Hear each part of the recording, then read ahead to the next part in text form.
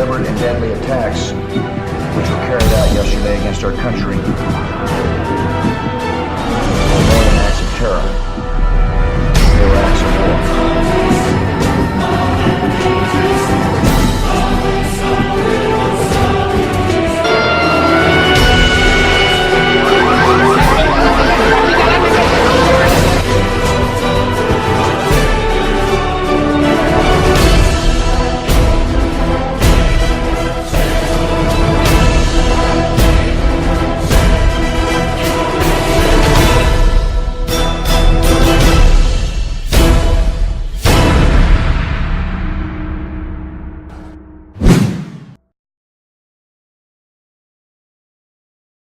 Assalamualaikum warahmatullahi wabarakatuh.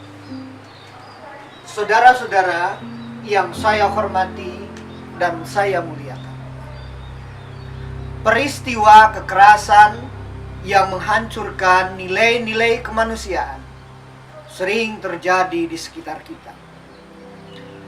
Penghancuran peradaban nilai-nilai kemanusiaan ini acap kali dikaitkan dengan terminologi teror.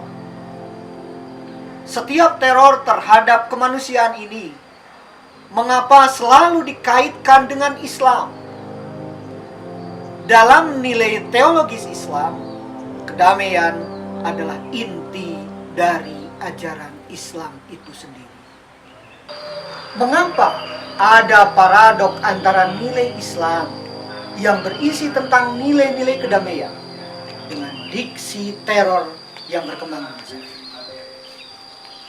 Apakah sesungguhnya Islam mengajarkan tentang teror ini? Atau justru sebaliknya?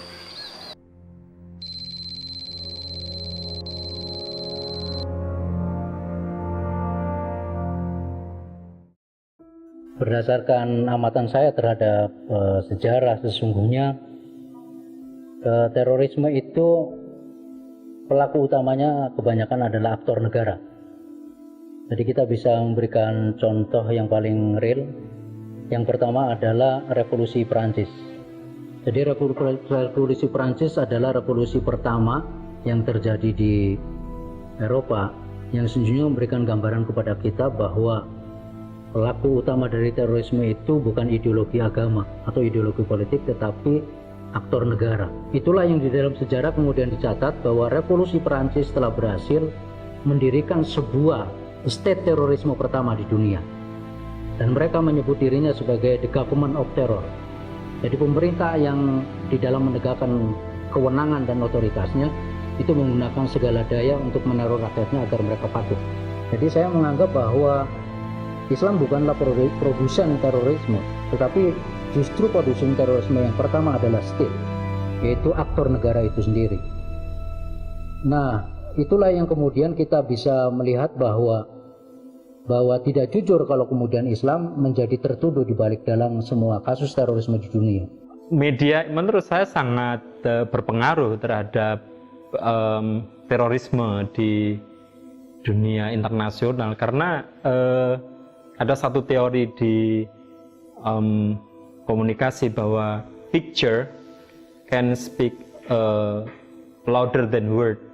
Karena dengan gambar itu orang akan, siapapun dia tidak perlu membaca. Jadi dia tidak perlu berjam-jam untuk memahami kata atau mencari makna. Tapi dengan gambar itu kemudian metakognitif dia akan selalu ingat. Islam diidentikan dengan agama teroris. Itu sebenarnya kan perkembangan terakhir saja. Jadi ini adalah isu-isu mutakhir yang dikembangkan oleh negara-negara besar. Makanya sekarang kalau kita lihat Islam diidentikan dengan agama teroris itu, tampaknya menurut literatur yang saya baca itu adalah hasil pekerjaan orang luar Islam, bukan merupakan produk dari Islam atau produk dari ajaran Islam. Terorisme itu adalah akibat, dan mereka bergerak bukan di ruang hampa, tapi ada penyebab-penyebabnya dari itu. Jadi yang harus diatasi selain terorisme sendiri, juga penyebab-penyebab itu yang mesti harus diatasi itu. Meskipun kita juga bisa melihat bahwa di dalam beberapa kasus memang ada gitu kan, memang ada yang disebut sebagai agama berada di balik itu, tetapi biasanya agama bukan merupakan faktor utama. Jadi menurut saya yang paling mungkin untuk melakukan teror itu justru aktor negara, karena negaralah yang memiliki semua kekuatan dan semua pasukan, dari mulai angkatan bersenjata, intelijensi, kemudian kekuatan ekonomi, kekuatan pendanaan dan sebagainya, itu ada pada aktor negara. Jadi yang paling mungkin melakukan terorisme itu justru adalah state terrorism. Aktornya adalah negara.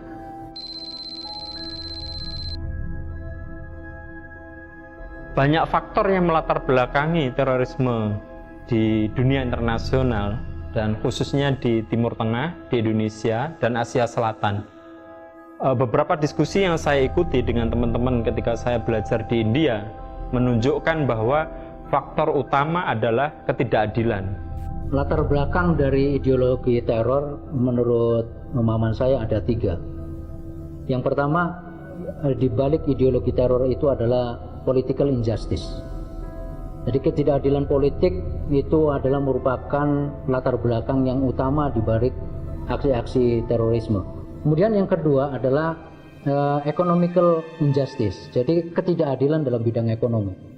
Anda bisa bayangkan bahwa pada tahun 1944 ketika dunia baru saja lepas dari Perang Dunia Kedua, lalu kemudian ada sebuah inisiatif dari negara-negara yang dulu terlibat perang. Mereka berkumpul di Bretton Woods yang tujuannya adalah bagaimana mereka bisa menata masa depan dunia yang lebih berkeadilan dan lebih makmur setelah jatuh bangun Perang Dunia I dan Perang Dunia Kedua.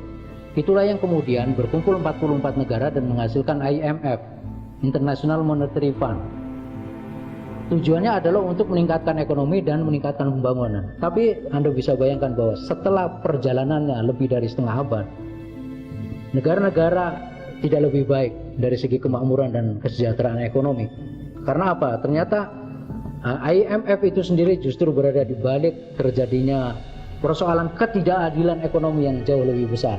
Maka wajar kalau kemudian negara-negara yang berada di periferi ini, berada di pinggiran ini kemudian melakukan perlawanan terhadap mereka yang menamakan diri sebagai negara di tengah itu. Nah, kemudian yang ketiga adalah ideologi agama. Ya, memang ideologi agama pun ada ya, dalam hal tertentu ada berada di balik kasus terorisme. Barangkali kita yang bisa kita lihat hanya beberapa waktu yang lalu, misalnya bagaimana tragedi Muslim Rohingya di Myanmar, itu kan terjadi karena ada semacam ideologi keagamaan yang sangat ekstrim yang kemudian ingin membumi hanguskan etnis Muslim yang berada di situ, gitu kan. Itulah yang kemudian dimotori oleh seorang biku atau biksu yang bernama Asingwaratu. Ini adalah contoh bahwa ideologi agama pun bisa juga memberikan kontribusi terhadap lahirnya ideologi teror. Berbicara tentang masalah latar belakang lahirnya teror ataupun terorisme, sesungguhnya kalau kita lihat dari sisi historik bahwa terorisme itu sudah ada semenjak manusia pertama ini muncul, yaitu semenjak zaman Nabi Adam alaihissalam. Latar belakang sesungguhnya sangat beragam. Ada dari sisi politik, ada dari sisi ekonomi, atau dari sisi doktrin keagamaan, ataupun yang lain. Kemudian di Indonesia, para orang-orang Islam yang sekarang ini tersangkut secara tidak langsung atau mereka victimized, dikorbankan dalam tanda kutip, misalnya kita melihat bahwa beberapa orang yang tertuduh sebagai seorang teroris, tapi faktanya setelah kita advokasi mereka ternyata bukan pelaku teroris, misalnya salah tangkap. Nah, apa yang dia lakukan oleh teman-teman yang dituduh oleh teroris ini adalah mereka merasa sebagai seorang muslim dan dia ingin menyatakan keislamannya secara sungguh-sungguh, tetapi ini dianggap oleh kelompok-kelompok yang tidak suka itu sebagai teroris.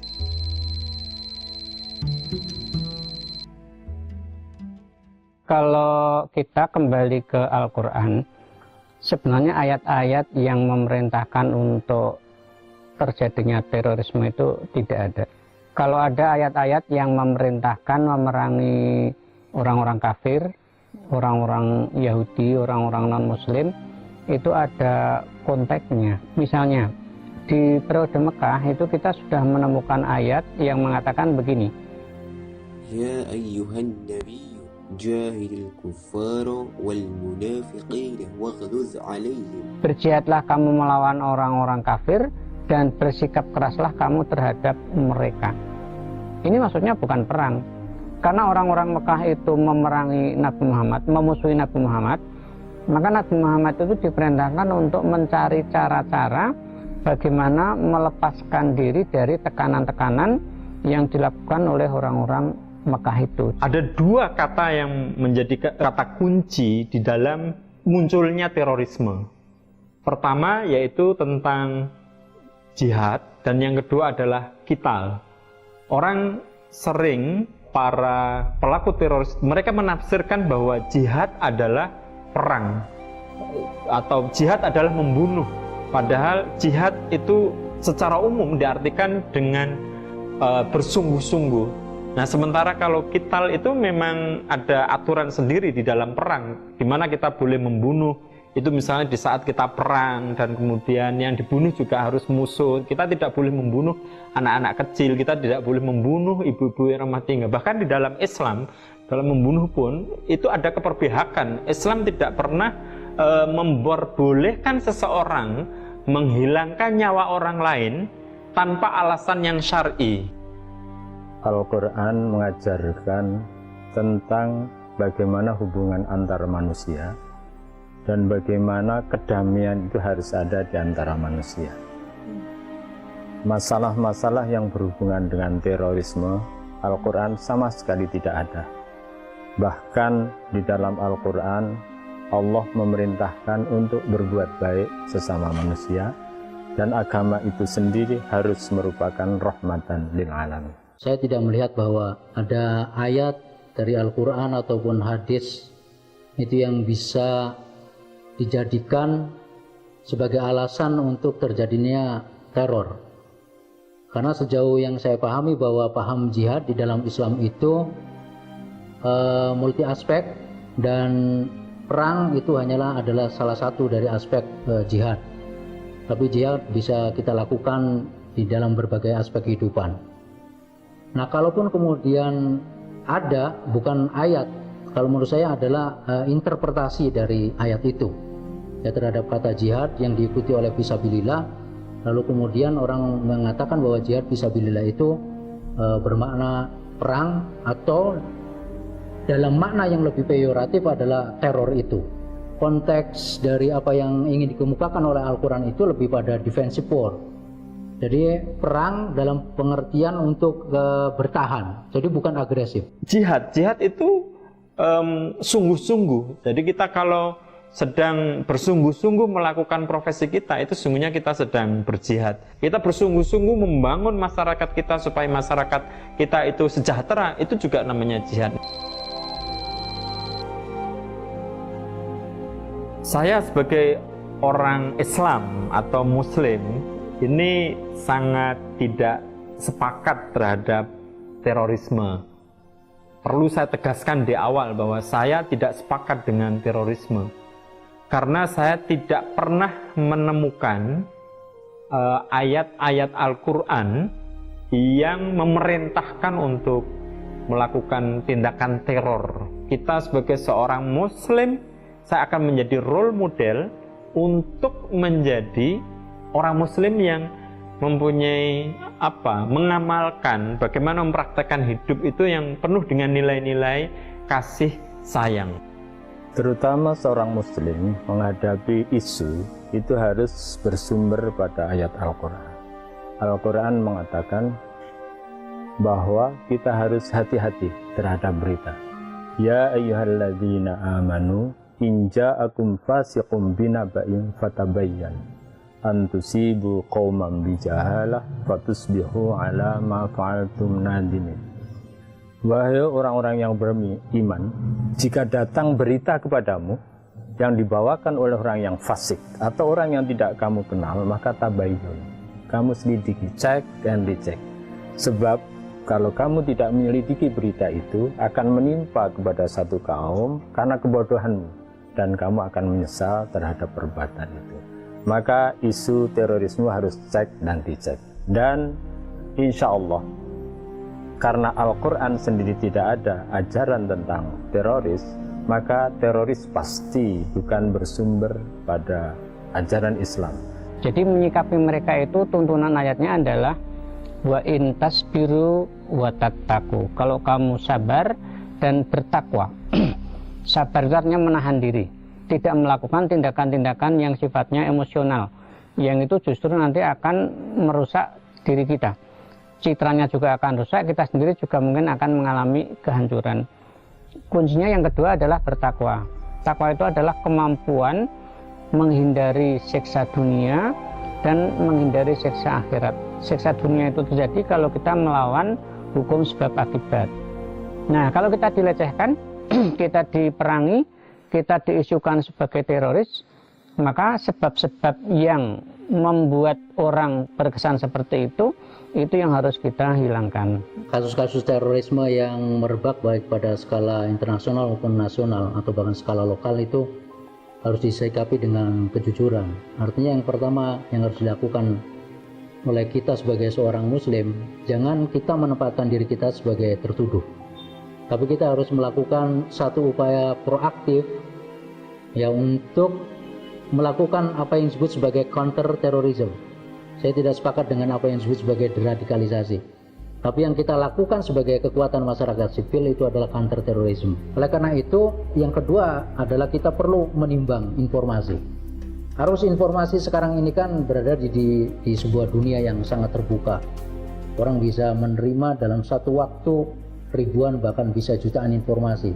Dan oleh karena itu menurut saya, kalau ada peristiwa yang itu kemudian oleh sebagian orang itu disandingkan dengan Islam atau dilabelkan dengan Islam sebagai pelakunya dalam kasus terorisme, yang harus kita lakukan adalah tabayun. Nah, Islam itu sendiri kan dari kata dasar salimah, yang artinya itu sendiri adalah damai. Maka karena Islam ini adalah damai, agama yang damai, kita juga ketika mendakwahkan Islam itu harus dengan cara-cara yang damai, tidak menimbulkan konflik dan tidak memaksa orang untuk masuk Islam. Jadi oleh karena itu wajar kalau kemudian risalah Islam yang paling utama itu adalah rahmatan lil alamin. Bagaimana kita menyebarluaskan kerahmatan, dimensi kasih sayang terhadap semua orang gitu loh. Kemudian yang kedua yang saya harus sampaikan di sini bahwa sering kita membaca beberapa karya yang selalu menyandingkan antara al-Islamu din wa daulah. Seolah-olah Islam itu hanya bisa kita maknai sebagai sesuatu yang otentik ketika Islam adalah sebuah agama sekaligus politik. Saya ingin memberikan sebuah alternatif lain. Berdasarkan surat Al-Maidah ayat yang ketiga, itu kan al-yauma akmaltu lakum dinakum wa atmamtu alaikum nikmati wa raditu lakumul Islam madinah. Saya memahami bahwa Islam itu ad-din wan ni'mah. Dia agama sekaligus juga kesempurnaan dari nikmat Allah, keparipurnaan dari risalah Allah Subhanahu wa taala. An-nikmah juga bisa kita maknai sebagai kemakmuran dan kesejahteraan, dan kemudian an-nikmah juga bisa kita maknai sebagai kedamaian.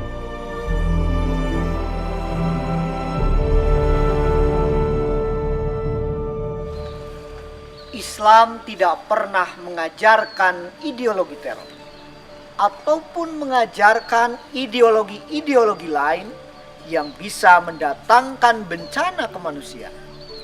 Islam adalah agama yang damai, menjunjung tinggi nilai-nilai kemanusiaan, dan menempatkan segala bentuk perbedaan sebagai sebuah keragaman yang indah.